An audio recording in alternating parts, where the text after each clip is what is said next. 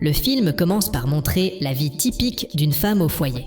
Une femme, Kim Ji-young, est vue dans la cuisine, préparant soigneusement le petit déjeuner et plaçant le tout soigneusement sur la table à manger. Malgré son emploi du temps chargé, elle veille sur ses jeunes enfants, s'assurant qu'ils soient en sécurité et heureux, les comblant d'amour même lorsqu'elle est épuisée.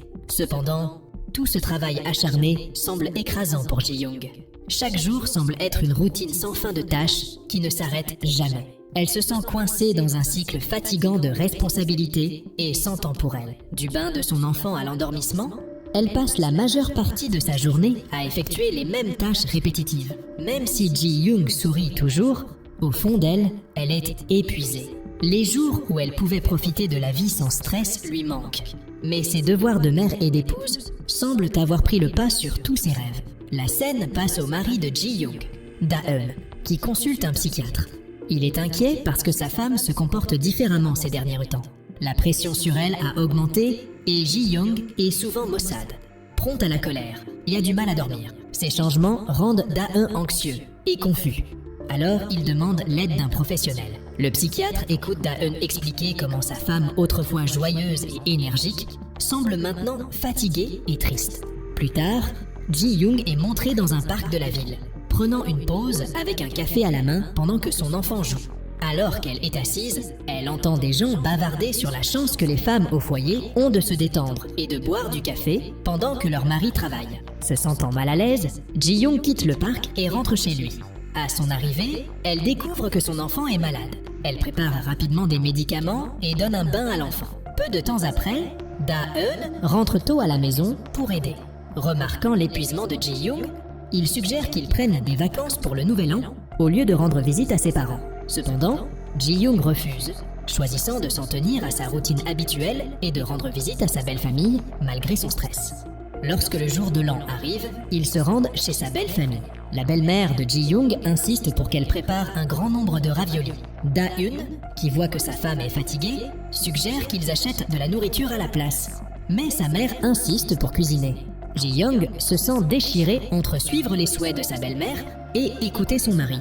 Elle choisit finalement de cuisiner comme sa belle-mère le lui demande. Se sentant désolée pour Ji-young, Da-eun essaie de l'aider en faisant la vaisselle.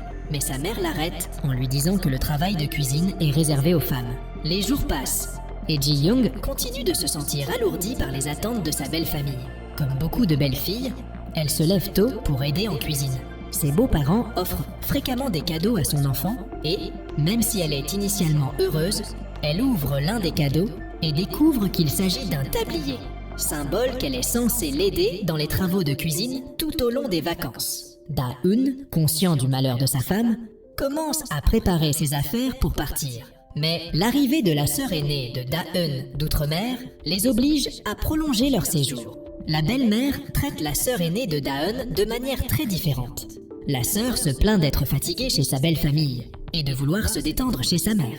Elle ordonne avec désinvolture à Ji-young de préparer des entrées et des desserts comme si Ji-young était un serviteur. C'est à ce moment-là que la santé mentale de Ji-young commence à se détériorer et qu'une nouvelle personnalité émerge. Sans s'en rendre compte, cette version alternative de Ji-young gronde durement sa belle-mère pour l'avoir maltraitée. Pour calmer les choses, Da-eun emmène rapidement Ji-young chez ses parents. Épuisé, Ji-young se couche directement. Après les vacances, ils reprennent leur routine normale, mais Ji-young oublie l'incident.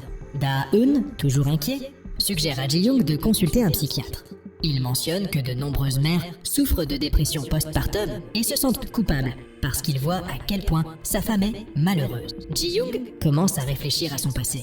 Elle était autrefois une jeune femme brillante avec des aspirations professionnelles, mais sa carrière s'est arrêtée lorsque son entreprise n'a pas réussi à soutenir les femmes mariées. De retour dans le présent, Ji-young dépose son enfant à l'école. Ensuite, certaines mères l'invitent à prendre le thé. Au cours de la conversation, Ji-young se rend compte qu'elle n'est pas la seule à avoir dû abandonner ses rêves. Ces femmes étaient aussi autrefois talentueuses et prospères. Mais tout a changé après être devenue mère. Cette rencontre incite Ji-young à envisager de retourner au travail. Elle envisage même de travailler comme caissière dans une boulangerie. Puis, un ancien collègue la contacte pour lui proposer un emploi, car leur ancien patron, Kim, a démissionné et a créé une nouvelle entreprise. Cette offre fait réfléchir profondément Ji-young à la possibilité de retrouver son indépendance. Cependant, elle s'inquiète de la conciliation travail-famille, surtout avec de jeunes enfants. Pendant ce temps, Da-eun, occupé par son propre travail, tente d'en apprendre davantage sur la dépression postpartum. Il recherche sans relâche pour comprendre ce que vit Ji-young, montrant son profond amour et son inquiétude pour elle. Un soir, alors qu'il pliait des vêtements, Da-eun suggère à Ji-young de faire de l'exercice pour soulager le stress. Elle refuse et lui annonce qu'elle souhaite reprendre le travail, ce qui l'inquiète en raison de sa santé fragile. Cette nuit-là, l'autre personnalité de Ji-young réapparaît, demandant à Da-eun de l'apprécier davantage et de faire ressortir de vieux traumatismes. Le lendemain matin, Ji-young n'a aucun souvenir de ce qui s'est passé la nuit précédente, la laissant confuse. Elle envisage de consulter un psychiatre, mais change d'avis lorsqu'elle voit le prix, pensant qu'elle se sent bien ce jour-là. La mère de Da-eun lui rend visite, mais refuse de voir Ji-young lorsqu'elle découvre qu'elle est malade, choisissant plutôt d'acheter des plantes médicinales.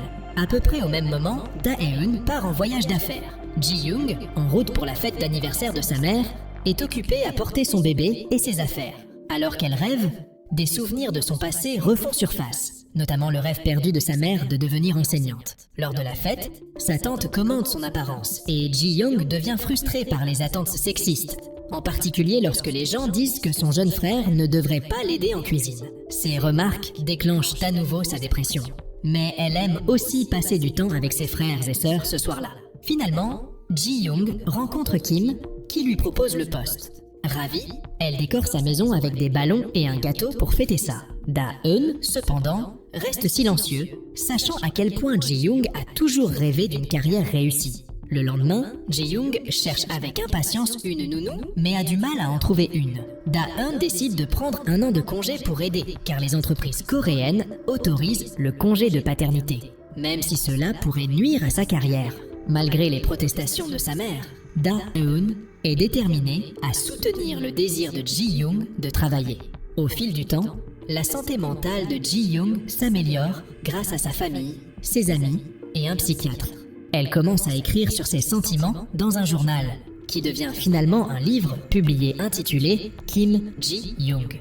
Bien que son processus de guérison soit lent et difficile, Ji-young devient chaque jour plus forte, se rapprochant du bonheur et de la santé mentale dont elle rêve. Le film se termine avec Ji-young redécouvrant son ancien moi, rempli d'espoir pour l'avenir. L'histoire peut s'arrêter ici, mais les histoires d'amour ne sont pas obligées de le faire. Abonnez-vous à notre chaîne pour des romances plus captivantes et laissez chaque nouveau conte vous emporter.